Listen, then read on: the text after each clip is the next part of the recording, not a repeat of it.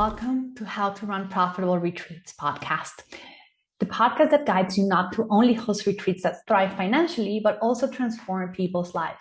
I'm your host, Lainey Cavazos, and each week I bring you the best strategies and personal insights to help you create retreat experiences that transform lives, both your clients and your own.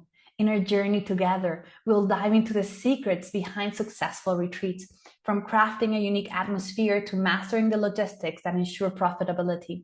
Whether you're tuning in for inspiring interviews with leading retreat experts or seeking actionable advice in our solo episodes, this podcast is your go-to resource for turning your retreat visions into reality. Don't miss out on any of our episodes and subscribe now. For more tools and a free guide on creating your own six-figure retreat business, visit theretreatplanner.com. Now let's get started and make your retreat dreams come true.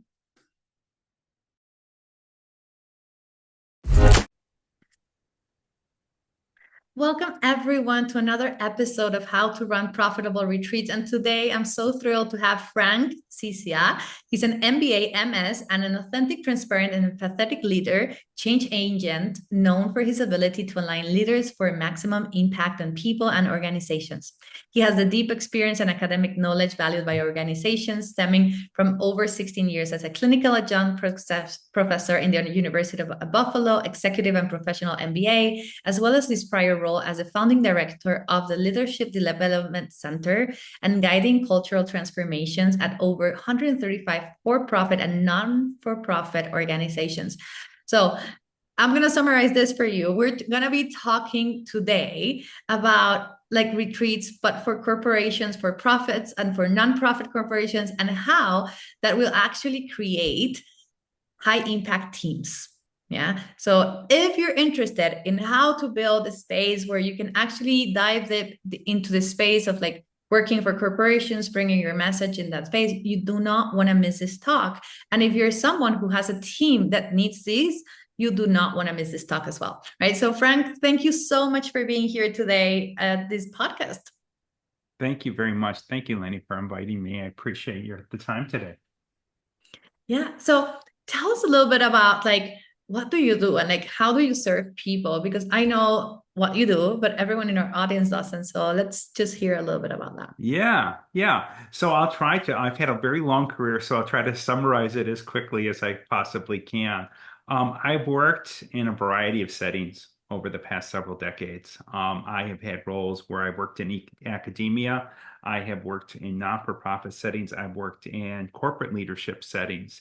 I have had senior leadership roles. I have always, though, no matter what role I have had, to my core, every single thing I've done has been to support the growth and development of individuals and teams. That's who I am. You can take my title away. I don't really care about titles. What I do and what I know how to do and what I'm good at doing is supporting the growth of individuals and teams. And for the past 14 years, I have been working with my own company called Illuminare Group. It's actually Illuminare Group. I'm a dual U.S. Italian citizen. And the word Illuminare means, and I always tell people I'm not part of a secret Vatican society. That's not why I chose the name.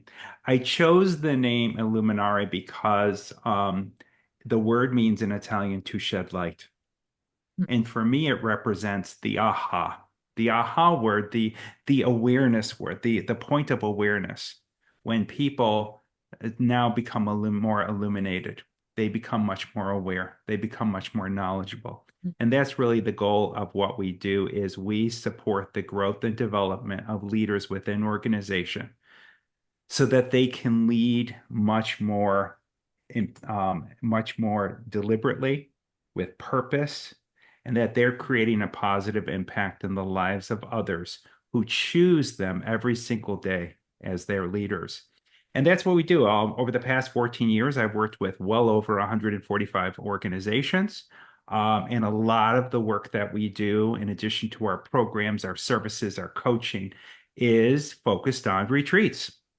I love this. Well, I don't want to say I'm the queen of retreats, but I love retreats. I love them. So maybe I should just give myself the title, right? So make a like a coronation ceremony for myself. But yeah, I love retreats because they're deeply, deeply transformational. So I Mhm. am so thrilled to have you here because imagine like anyone who's listening, you're listening to someone who has worked with over 145 companies and has built so many retreats for them. And then not just that, the containers that continue to grow and create more transformation for them. But Frank, I have a question for you. It's like, okay, so after 145 companies, would there be like, and I'm going to say three because one is too hard, but would there be Yeah. three common threads that all the companies have to work on? Oh, yes. Oh, yes. That's an easy question. Number one is that I think that, one of the concepts I talk about is moving leaders from firefighting mode to growth mode. They spend an awful lot of time working on the day-to-day, putting out fires, working on urgent, important things, tasks, tasks, tasks. And what I've learned about the importance of retreats is retreats are an opportunity to get out of the action, to focus on how you can move out of this firefighting mode into more growth mode. And that involves focus on what I call maintenance mode. And maintenance mode is all around where we create norms, practices, systems that allow us to move out of firefighting. And we do that by focusing on alignment. How can we be better aligned? One of the things I would say is really important when it comes to corporations is that you can have the best strategy on paper. It can look great, it can sound great. You can say, "Oh my God, if we achieve this, we will be amazing long-term sustainable financial growth." However, I have found that one of the reasons why organizations fail to achieve their strategy is because leaders are too busy working in their lanes and they are not working in collectively towards these common wins, towards these common goals. They first, number one, need to see themselves as partners.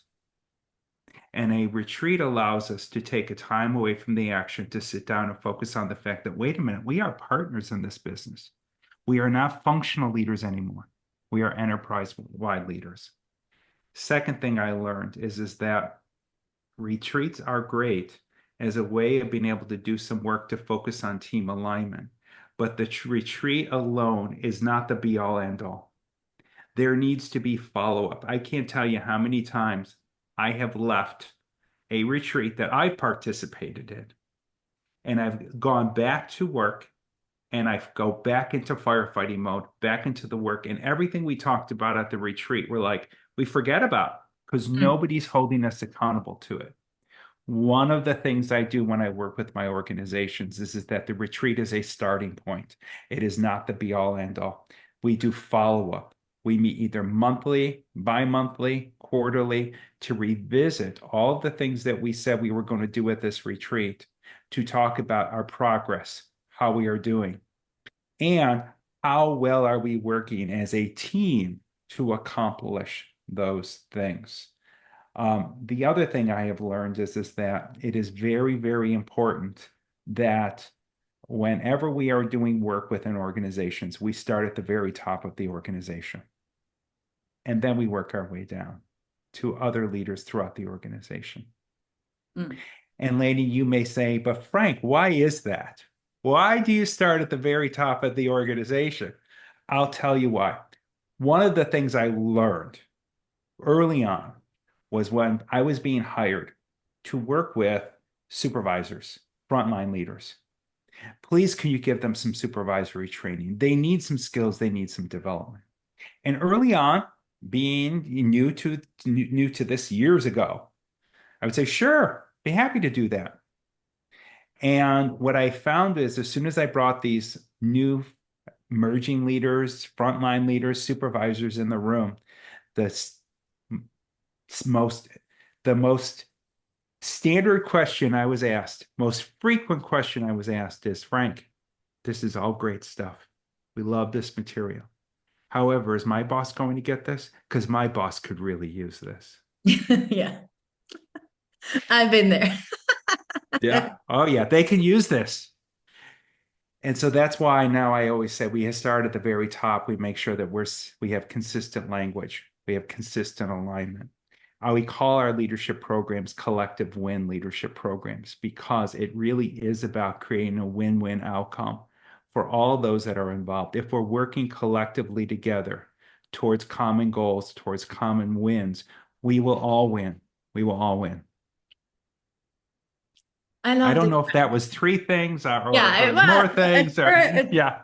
It's Yeah. absolutely perfect. I think it gives me so much to think about. I'm just like, but really the first piece is very important, right? So moving from like reactive to proactive, right? So really Yes. moving from this space where you're like turning down fires into the space where you can actually think, plan, and execute Yes. for the growth, right? So I think this is Yeah. very important.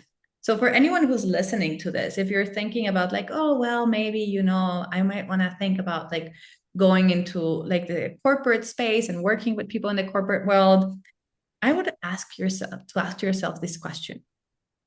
Do I understand like how does the corporate world works?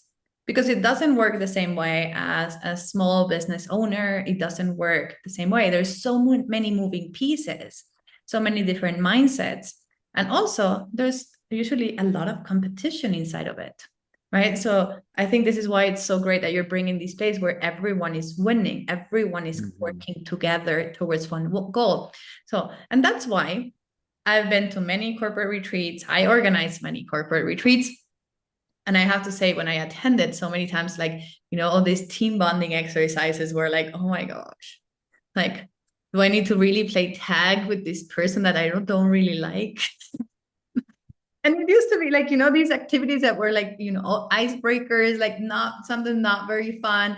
And I'm the person who's like, game on, right? But I'm not, Yeah. like, for example, compared to other of my colleagues, I'm not highly competitive in that space. Like, I don't care if I win or not. I want to be there for the experience. But there's people who are very highly competitive. So if they would lose, oh my gosh, it was crazy. So you want to be thinking about it in the space of like, how do I create a mindset and a space for once I like, let's go wider into supervisory levels, management levels, the bosses are setting the pace, Mhm. right? They are Yeah. cohesive. So then you're leading by example, right? Yeah. Exactly. You're translating what you're learning to others. You're taking that knowledge and you're sharing it so that we're all speaking the same language. We have similar terms, we have similar practices, we have similar norms, we have similar values, we have similar ways in which we go about doing things. The way I refer to it is this. Look, I want everybody to come to the organization to be unique, to be their own self, to show up as their authentic self. However, when we work in systems, which when we work in organizations, workplaces, we're a part of a system. And the analogy I use all the time about why it's important to develop common norms, practices, ways in which we go about leading is if we don't have consistency that provides stability, we will never be able to grow. Mm, When we're always in a state of instability, which could be inconsistent practices, inconsistent norms, inconsistent ways in which we go about doing things, it can create confusion within the system, within the organization. The analogy I use is shoes on, shoes off. In certain cultures or in certain households, right? If I come to your home as a guest in your home, do I take my shoes off as a guest in your home or do I leave them on? mm. And what do I do when I come to your home? Do I take them off or do I leave them on? You keep them. Okay, leave them on. But guess what? It's your home, so I do that. But Lenny, if you have a partner in your home and I come to your home and you say, Frank, leave your shoes on, but your significant other partner says, oh no, you take them off. Now I'm confused. Now, do I leave one on? Do I take one off? Like, what do I do? I have no idea. Right. What maintenance, that mode, what it does is it creates stability. It creates consistency. Mm, It doesn't matter whether it's shoes on or shoes off. The important thing is be consistent mm, so that we don't create confusion. I start with the senior leaders because if I'm working with people at the front line, if I'm working with supervisors, leads, they're going and saying, "Yeah, Frank, this is all great," but then when I go to try to bring this up to other leaders, they don't have the same understanding. So now, what do I do? It's inconsistent. And what it does in the long run is it creates confusion for your employees. And when they're confused about how to go about doing things, they're not going to be as most productive as they can be. I love it. And now that you brought productivity, I'm a huge fan of productivity. I've Hmm. taken so many trainings. I teach people how to be more productive in their lifetimes. On Sunday, I was meeting one of my cousins and I was telling him, it's like, oh my gosh, my company really needs that. And he is the boss of the company, right? I'm like, yeah, your company needs to be more productive because but he needs the work first because he's the first workaholic that arrives at the office at 7:30 in the morning and leaves at 7 p.m. Hmm. at night or longer. And now he's like, you know what? When I'm doing emails at like 5 in the afternoon, I can tell that I'm not being very, very productive. Right. So, Yes. like, yeah, like, yes, your team needs this because, like, of the high turnover and, the way, like, the company feels. But first, you need to, like, do that for yourself and for your senior team. And then from there, we can then put it down into the space of actually everyone else. Hmm. And I think it like makes a lot of sense. And then there is of Yeah. course space for continuity. But I got these other questions. So, like when people hire you to come and host, like coach, like host retreats for corporations, and then the whole setup afterwards, like I call it the integration process, right? So it lets you actually allows you to integrate Yeah. your learnings into your life, right? So like you Yes. say, so the retreat, and then there's the retreat has a transformation aspect, and then there's the integration process, and definitely in companies you need to have like a longer integration process for sure. But I would ask, like, what are the main problems that companies are facing? Like, for example, are their employees not very productive? Is there like a lot of like employee turnover? Is it like maybe like there's pieces of the puzzle, like of the engine of the company that are not working Yeah. together? What are the things you see the most that people need solving? The biggest is I see is there's a lack of systems and process, that and a lack of maintenance. They're spending too much time in firefighting. When we actually do an exercise at our retreat where we talk about how much time they're spending in firefighting mode, which I explain to them, how much they're spending in maintenance mode, which is again process systems, norms, consistency, stability, and how much they're spending in growth mode. Every single time I have done a retreat, and again, I do about 50 to 20 corporate retreats a year. And I've been doing them for years. And I will say every single time they are spending too much time in firefighting mode and not enough time in growth mode. They're skipping maintenance mode.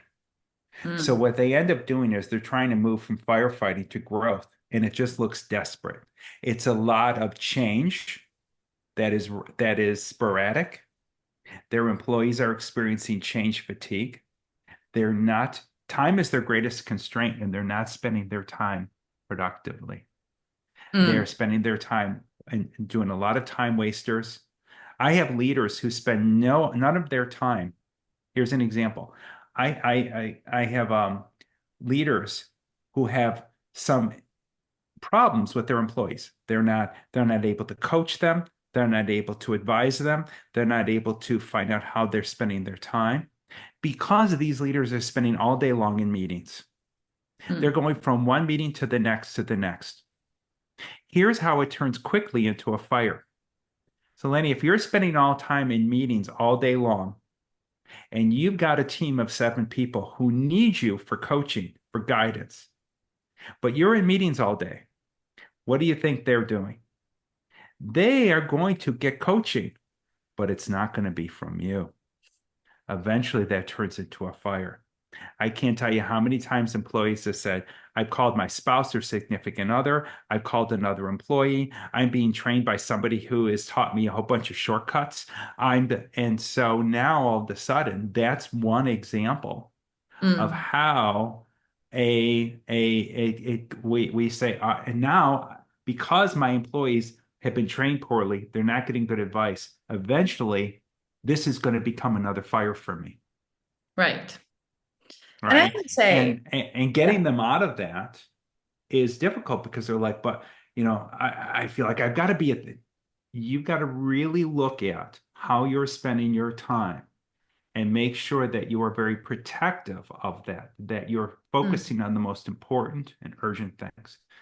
One of the things I teach leaders when we are at these retreats is a team alignment exercise. And one of the things that we do in this exercise is I teach them using a stoplight system on how they can triage their priorities mm. because they've got to triage them. They've got to focus on those things that are most urgent, most important. They've got to make sure that they put process in how they are allocating their time on a regular basis. If not, then other people's issues are going to become their issues. I really like that.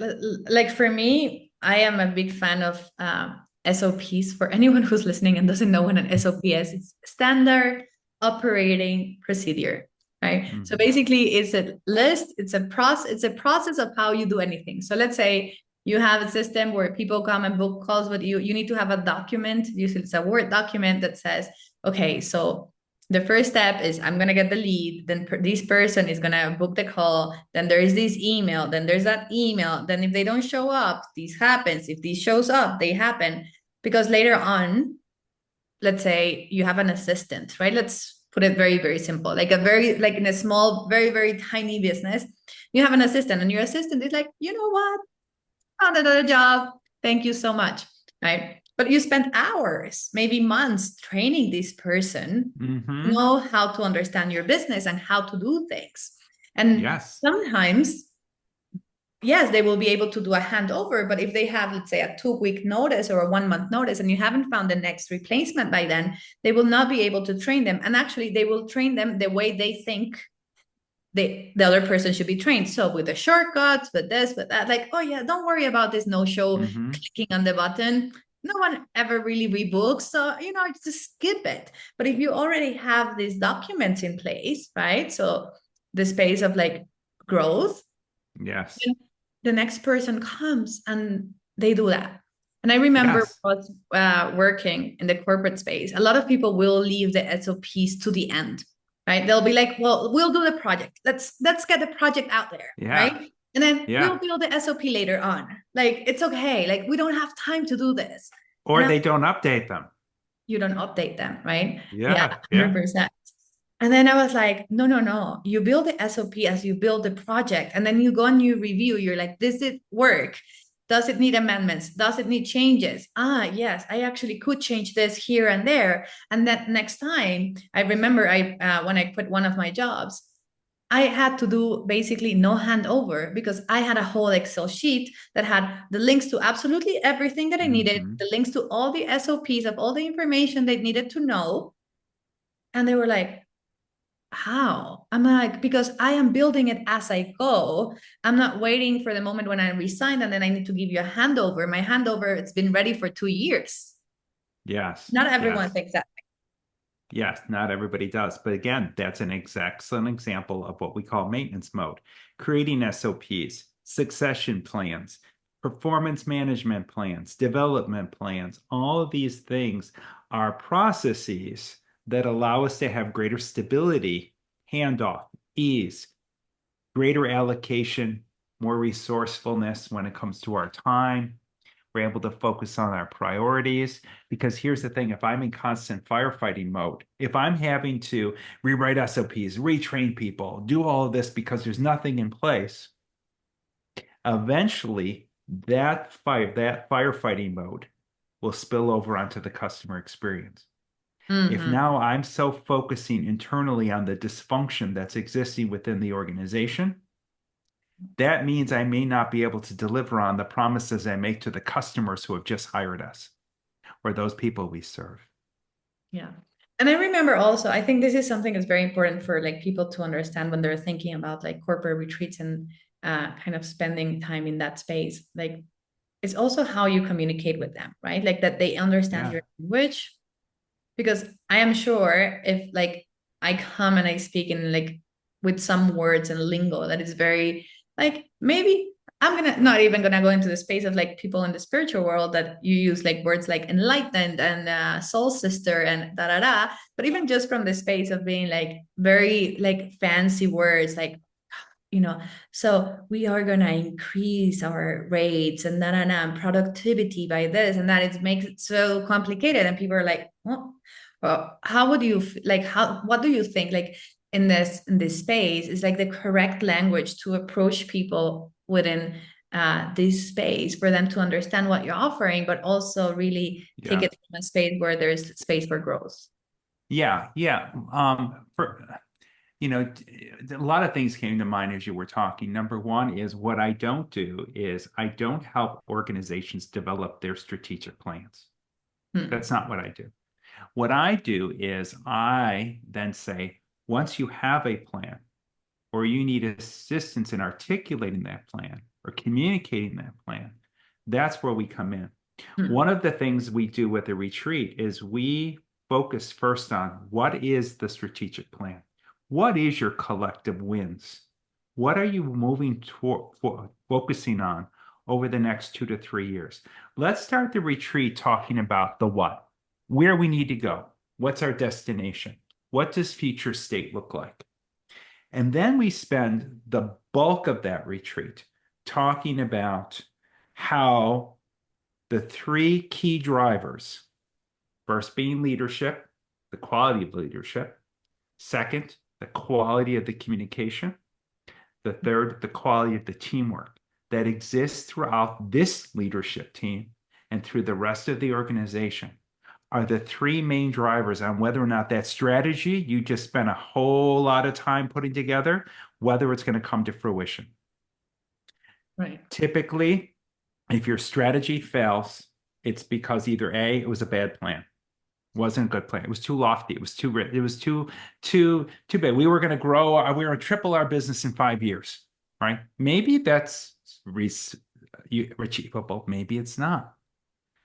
But the main reasons why I have found those strategies not to come to fruition or as being successful as we hoped that they would be, achieving our win, is because of poor leadership, poor communication, lack of teamwork. And we Right. spend the retreat emphasizing the importance of those things and providing leaders with skills, tools, techniques that we will continue on after the retreat, helping them to be better leaders, be better communicators, and work more aligned as a team. My gosh, I love this. So, yeah, I have to say, one of the biggest things I've seen as well is communication. How do we communicate, right? And Mm-hmm. I have so many stories that come to mind from like poor communication, Mm-hmm. like me and with other colleagues, right? And then really going from the space that I was like, this is not working for me. I need to learn how to communicate better. And I also need to know how to respond better because the other person might lose theirs, but I am the one who gets to respond to that. So, Yes. how can I respond better? Yeah. Yeah. One of the things we talk about, especially when it comes to communication, is that I get the group. Like, we do team building, we do team things, but a lot of the team things are very purposeful and they're very intentional. And a couple of the exercises we do, like one of the exercises we do is we get at, okay, um, when I do give you feedback as my colleague or as my boss, right? I said, look as team members, you've got to engage in healthy conflict. Mm, And one of the things that you need to know about one another is how to give each other feedback. One of the communication exercises we do is I have people go around and talk about if you are going to give me critical feedback or constructive feedback, here's the way I prefer to receive it. Great. If you're telling me how you want it, I'll give it to you that way. yeah. That's how we enhance communication. That's how we communicate. The other thing I need to know if I'm going to work with you, and this is another exercise we do, is what are your non-negotiables? What are those things that I need to know in order to work with you? That if I violated, what are those expectations you have of me as your colleague? That if I were to violate it, would strain our relationship. I call those non-negotiables. Yeah. And And the those could be reasonable don't call me yeah. after 6 p.m. Yes, or don't take 40 minutes to tell me why you can't do something that would have taken you 2 minutes to do. Don't tell me I'm going to get something and then you never deliver on it. Whatever that is, we have to take time talking about it, because what happens is this: we get put on a leadership team, or we get put on a team, and we quickly start talking about what the team needs to accomplish, but we never talk about how the team needs to work better together to accomplish that win. Look Mm. at I'm in the Buffalo, New York area. We have our Buffalo Bills, go Bills, and everybody in Buffalo know what that means. And we want this team to win a Super Bowl desperately. You can have the best plays, you can have talented players. And look at, I have worked with some senior leaders who are incredibly talented. But if this team's not coming together to work collectively towards those wins, they may not achieve it. They've got to communicate better. They've got to talk about things that they may be uncomfortable talking about. They've got to be willing to engage in good, healthy conflict, which means they've got to be independent, critical thinkers, but they've got to also be positive, add good energy. And I so love I this. think that those I are want your important retreat. pieces. I mean, I'm like, yeah, like Uh, I think I consider myself a good communicator. I've like yeah, done my work. But definitely I'm just like, oh, this is good. Like everyone needs this, right? And I think corporations need it in a way that it's so important nowadays, yes, especially after the pandemic, especially after people realizing that we don't need so many like group meetings, that so many of them were just about people showcasing themselves so yeah, they could get the promotion. So not much was really accomplished in those, it's like yeah. just thinking, does this need to be a meeting or could this be an email? Yes, those are things that we have to talk about through communication. What is the mode? What's the manner? What are ways? What are the norms we need to create, right? In order for us to be able to, around communication, that work for this team. And, I should just also mention too, if I can really quickly, is I do a lot of corporate retreats, but I also do a lot of not-for-profit organization retreats Yeah, as let's talk well. about And so any team that needs to work collectively together towards common goals, I'm very good at working with. So in fact, I worked with a leader of a non-for-profit organization this morning. We're going to start we're planning a retreat for early next year, to start the year off next year. And again, they want to focus on how do we, as a not-for-profit entity, we have goals, we have things that we have to achieve as an organization, and we need the same kind of team alignment, Frank. That will be, I think, a good kickoff to the work that we now will need to do in order to achieve our wins as an agency. So what do you think that the goals of an like the way or the structure of the flow of a nonprofit with a like profit organization should be the same? Should Like be exactly the like a same. nonprofit should be treated like a company. Like Yes. Yes. Exactly. Yeah. I've done retreats for academic institutions, leaders in academic institutions. They don't like me when I use the word business, but we all in the business of some kind. We all have people who we have to provide promises to. For yeah. academic institutions, we make promises to the students we serve, the alumni in which we serve. And it's all about, we've got to work collectively together in order to fulfill those promises. It's the same thing with a for-profit organization. We have customers, a not-for-profit organization. We have people we serve, but we all make promises to them. That's our value proposition. The value proposition, the most important piece of it is having the ability to consistently deliver our promises to those people we serve 100% of the time. Mm. And if we can't do that, then we open the door for those people to go somewhere else. And we don't want them to do that. So we have to work, we have to lead effectively. We have to be aligned as a team. We have to communicate, in order to be able to deliver our promises to the people we serve 100% of the time. It's the most challenging thing leaders do in organizations. So I have a question for you. Out of all the companies you work with, and I know you've been in the business for a while, and I can Yeah. but I can really see that you have like a loyalty mindset in place.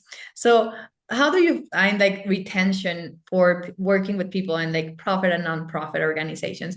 Do they tend to stay on with working with you in the future, or like maybe, of course, it would not be Yeah. exactly the same because they're not like, let's say they're not turning down so many fires as the year before, right? Because if it's been successful, Yeah. then there's less fires. But do they keep like, do you have like a like place where Oh, people yeah. like the people stay on working with you? Oh, yeah. Some of my clients I've had since I've started. In fact, most of them I've had since I've started. In fact, every year I refer to the months of August and September as client meets. So I meet with every one of my clients and I say, okay, let's look at what 2025 is going to look like. And we Mm. sit down, we map it out this morning, and literally I'm spending, September, October having meetings with all my current clients to talk about work for the coming year. It may be retreats, it may be a leadership foundations program, it may be quarterly check-ins, it may be workshops, it may be a keynote. It may be executive coaching. I do not like to view myself as a vendor. Mm. I view myself as a partner. I'm an external partner working to support the developmental needs of my clients and the people within those organizations. Those leaders change, the people change. They're constantly promoting people, elevating people, and so there's always going to be opportunities for me for my clients to provide additional services that they can utilize. There are three strategies in every business. There's a financial one, an operational one, and a people one. And what I do is I always try to understand the people strategy as well as the financial and operational one. I want to know that, but I really want to make sure that their people strategy is well integrated with their operational and financial one. And what I do is I work with my clients to make sure that when it comes to their people strategy, I am a partner that they utilize regularly to Right. support Mm. those efforts. I love this. And I have to say in this space, and I have another question that it's like a little bit more Yeah. technical question, but I think it's very interesting for anyone who's Mhm. listening to this. But I would say here in this space of like really thinking about the people, but like the thing that came to mind is that there was this research that says that I don't know who did the research, but the research said that whenever you hire someone new, it takes them 6 months to really fully be at capacity of the previous employee. Right. So that Right. means these employees costing you more because they're not being as productive as employee Exactly. before. So if you're a people's person, right, and you're increasing the way people behave inside of the company, and then you have a lower turn rate, then also it has financial benefits. Yes, yes. Look at you're talking about the learning curve. As people are learning, productivity dips. Yeah. And there's a cost that's very expensive, right? And so that's an investment, right? That's growth. And growth mode is we have to make an investment that's going to position us for sustainability, long-term sustainability. And so as productivity dips when people are learning, it can be very expensive. However, we can accelerate that learning by providing good coaching, which means we have to have good supervisors and managers and leaders who are very good at coaching. We could have really good procedures and processes and norms that are written down that are universally used throughout the organization. That will speed up people's learning. And so we could speed up that 6 month period by applying a lot of things that are is stability maintenance mode So I have actually a procedures. crazy idea right now. Yeah, It's like I'm thinking like, you're saying yes, like you're like the boss, the manager, the supervisor needs to become a better coach. I think yeah, companies should like hire someone to actually provide like a proper coaching program for its senior management to learn how to coach, right? And not just yeah, be like, oh, well, I took a few courses here and there, and maybe I remember I really love this course, but yes, I took the emotional intelligence course. But you know what I mean? Like, yeah, people are like, oh, I took my 2-day emotional intelligence course, and then I'm set to like coach people. And sometimes people will grow very fast inside of their like career journey, and they do not have like the necessary training that goes with it in order to be ready to be in that next layer where now you have not maybe not one person underneath you, but you have two, maybe five, then 10, right? I Yes. remember I got a job offer not long ago, and it was 400 people under me, and I was like, no, thank you. No, I'm you like, can't I want coach that my many business. people. I'm happy. Like, the offer was great, right? It was 10, Yeah. but I was like, do I really want to manage 400 people? I'm like, no, Yes. no. You know what I mean? Yes. Exactly. We offer standalone programs on coaching skills for leaders. Hmm. It is always coaching skills for leaders. The series of programs on coaching skills is a part of, and we put a little bit into our retreats. It is part as a huge component of our Leadership Foundations program, which is our 6-month program. It is a huge component of the Leadership Comprehensive program, which is our 8 or 12-month program. So all of our programs that we offer Thank you. teach Hmm. leaders on how to be better coaches, because if you're not going to be perceived to be a coach, your employees will just simply perceive you to be a judge, and I judges have love no this. Oh power. my God. This is such a good phrase. Yeah, yeah, yeah. Then you're a judge. And here's what judges just enforce policy. Judges just care about achieving compliance, but it's short term. You don't win. And as long as you're a judge, you're going to be constantly having to be on top of people and remind people of what to do. If you're a good coach, though, you're developing people. See, that's long term. You hold the power. You focus not only on compliance, but getting people to go and say, now I understand why I have to do it this way. Hmm. Now I do it because I believe it to be the right thing to do. Not Good because I. coaches, yeah, good coaches know how to do that. And if you're a really good coach, that means you're creating a good cycle of leadership. I Hmm. tell leaders when I do my opening retreat, I said that I go, you know what? Leadership is a cycle. And I ask people in the room, I go, how many of you are a parent? And a good number of hands go in the air. They have children. And I say, I ask you that personal question for a reason. I'm asking you that question because I want you to know that every single thing you do every day, you are teaching your children how to raise your grandchildren. What you are teaching your children today, they are going to take with them to teach their grandchildren. It's Right. the same thing with you as leaders in organizations. Every single thing you do every day, you are teaching your employees what it means to be a leader. Hmm. So, what do you want them to know? What kind of impact do you want to create? Because every single day you need to be thinking about the impact you are creating and how you are showing up for them as their leaders that they are choosing for you to be every day. I go, nobody's been sanctioned or sentenced by a judge to work for you. Like no judge said, for your crimes, you got to go work for this company, right? Every single day when we go into a workplace, we are choosing those people who are leading within that organization. We are choosing them to be our leaders. But with that comes a responsibility. We have a responsibility as leaders to lead those individuals by helping them to grow as well, Hmm. because they're the future leaders of the organization. This is so good, Frank. I have like one last question before Sure.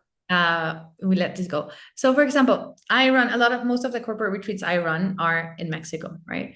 Mhm. Because I'm based here, and I do believe people in Mexico need a lot of help because there is a whole thing about people working 12 hours a day. Like it's a thing, and one starts and then the next one, and then people are like, "Oh yeah, I'm gonna come to the office at 5 because then I skip the traffic," and I'm like, no. So like, and then they're like, oh well, I'm gonna skip the Yeah. traffic in the evening, so I'll leave at 9 p.m. And you're Oh, like, yeah, it's crazy. And there's wow. all this research behind it. Once one person starts staying later because they want to showcase that they're better at work, then the person next to them is gonna start staying also 1 hour, and then 1 hour, and then like most of the team will start staying over and working extra hours, not being more productive, actually being a lot less productive.